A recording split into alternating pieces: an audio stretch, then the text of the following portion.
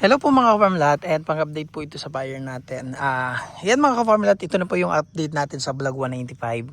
So as you can see, ito po yung part ng lot 4. Ano po?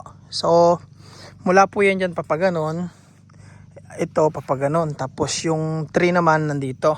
So ito po yung 7, 6, 5, 4, 3, 2, 1 dun po. So ayan mga ka-farmlat, galing po tayo sa bagyo. So as you can see, may mga tubig-tubig pa. Ano po? So yun lang naman yung, dahil hindi pa po fully natatakluban dahil nga laging maulan. So yun po yung daan kasi yan ng bakho. Kaya syempre dahil lagi nadadaanan dyan, nag-stack ang tubig dyan. Ano po? Kasi may bukal din po dyan mga ka-farmlat. Ayan. So sagana po sa bukal yan lot 4 na yan. So lalagay lang na maayos na waterway. Ayan, makikita nyo mamaya pagbaba ko. So dito nagpapagawa na po ng kubo dito. Ayan, dito po kami nagpapagawa ng kubo. Ayan. So eto na mga ka-farmlat yung tawag dito, yung road natin. Yan. So ito na po yung road. So continuous po yung road dyan papunta doon. So yung start ng lot 3 natin. So yung muhon nakalabas pero nandito po yan. Kasi nagbako po. So inalis muna yung mga muhon. Nandito po yan sa part na yan. So ito yung sakop ng mga tanim ng lot 3. Ayan, dito muna tayo sa lot 3. So yan, sakop yung mangga. Tapos itong mga nyug na to, lot 3 po ito. Kapag ganon, so mamaya po tayo dyan. So marami pong nyug. Yung lot 4 po, yan. Doon po, hanggang doon yung lot 4 natin. Yan. So yun, nung makikita nyo, may agos ng tubig doon, ayun. May bukal po dyan, ayun, bukal. Yan. Kaya may tubig-tubig dyan dahil dito sa bukal dito. Continuous na naagos dyan. Ayun mga ka-farmlat to. Yan, kapag ganun. So, yung sakop ng lot 4 mula dyan, ito po, mga kompleto po ang tanim ng 4, wala pong bawas. Tapos, dito sa entrance ng 4, ayan, makikita nyo may daan po bahagya kapag ganun. So banayad po yung lupa dito. Yan, tapos andyan may poso dyan, may source ng tubig. Yan, sakop po ng lot 4 yung mga nyug na yan. Yan, ito sakop din ng lot 4. Yan. So ito yung pagitan nila. Ito po 3 ito. Yan. So itong 4, yan. Yan, may 3 manggang sakop, tas pang-4 na mangga, malalaking puno. Excuse mga ka-farmlat. Yan. So ngayon, yung development po dito na ginagawa natin, yung mga lupa na yan na nabungkal, yun, itatambak po yan dito. Para magsagpong po. Yan, para mas maganda. So magiging banayad po siya hanggang dyan. Ano po? Tapos ito, banayad din pa pag gano'n. Magko-connect to. Ano po? Yan. Yan yung idea niya mga ka-farmlat. Kaya each lot, yung 4, kung gusto niyang ipasok sa sakyan niya, mula doon sa road na yan, papaganon. Yan, tapos yung ulitin ko mga ka-farmlat, no? Yung 3, mula doon sa road, papaganon, kung gusto niya ipasok sa sakyan, papaganyan. Tapos yung ito naman 4, kung gusto ipasok sa sakyan, papaganon. Kasi magsasagpong naman po yan kasi tatambakan po ng lupa yan. Ayan. So diretso tayo dito. So kakagaling lang po sa bagyo. So ito po yung natatna natin dito. Ayan.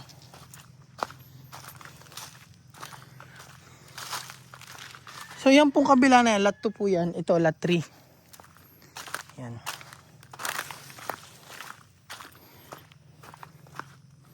Yan. So ito yung mga nyug na yan. Yan. Sakop po ng 4 yan. So ang dami pong nyug na sakop ng 4 tsaka yung tatlong mangga na yan. Tapos, so dito po sa portion na to, lot 3 to, yan, naalis na po yung mga anyog dito dahil dinevelop po. Yan. Kasi hindi makakaikot yung bako kung hindi aalisin. So ito po yung lupang itatabon dyan. Tapos ito po, itong elevation na ginawa natin sa 4 ay ipaparehas po rin dito sa elevation ng 3. Yan, kung mapapansin nyo mga kaparmlat, galing sa bagyo, yung lupa dito, mabilis po siyang matuyo. Ayan mga kaparmlat, yung dinaanan natin, walang bakas ng, tingnan nyo po, oh. Hindi siya putik. So, mabilis matuyo po yung lupa dito. Kahit laging maulan, galing sa bagyo, mabilis matuyo yung lupa.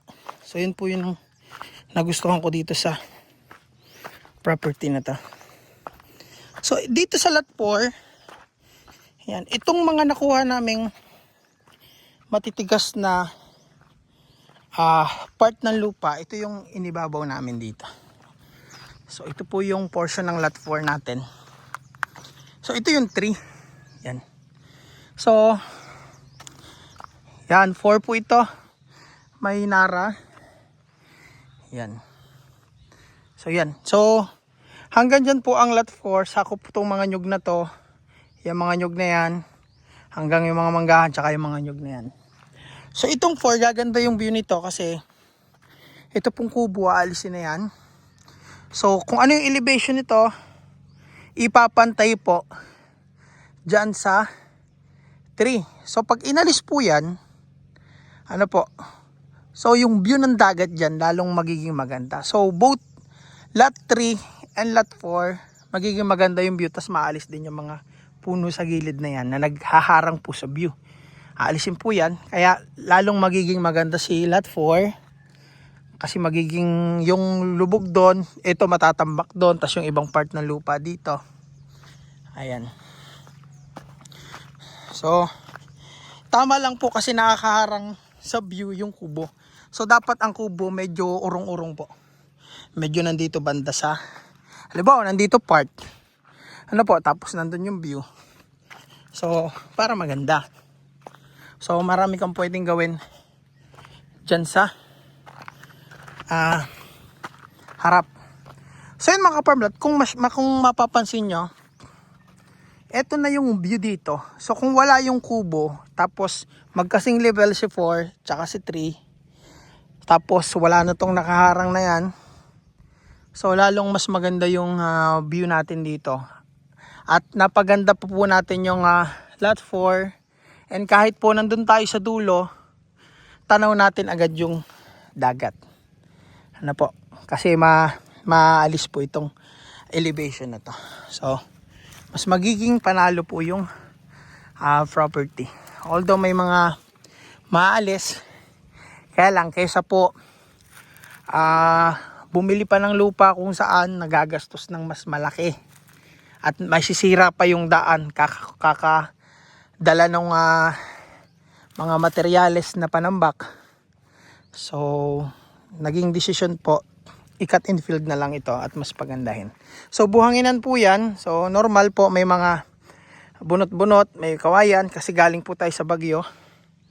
Ayan, normal pong may tubig-tubig kasi nga galing po tayo sa bagyo. Pero ang kagandahan, kahit galing sa bagyo, yung lupa po mabilis tumigas. Ayan. Mabilis siyang tumigas. Ayan. Ayan, matigas po siya, oh. So, ibabaw lang yung ano niya dito. Pero matigas.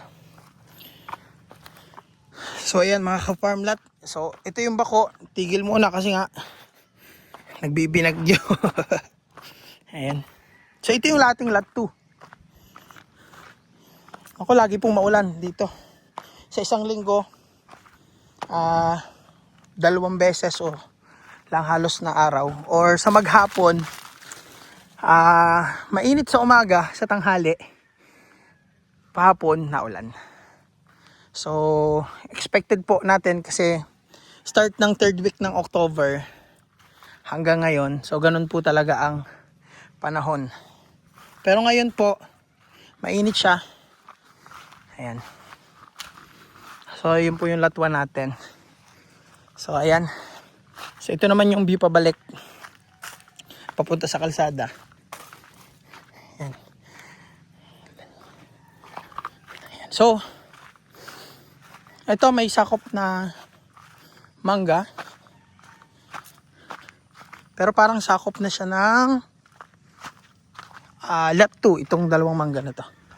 Pero yung sakop po ng lot 3, yung mangga na yon sa front, maganda. Tapos yung sakop ng 4, yung 4 na mangga dyan sa baba. Ayan. So imagine, pag naitambak po yung lupa na yan, nailagay nga dyan, so maayos na yung property. No, mula dun sa kalsada papunta dito, banayad po, papunta sa dagat. Ayan, kasi ito naman pong kabila na yan, lot 5, lot 6, lot 7 na yan. So ayan mga ka-farm lot. Ayan po.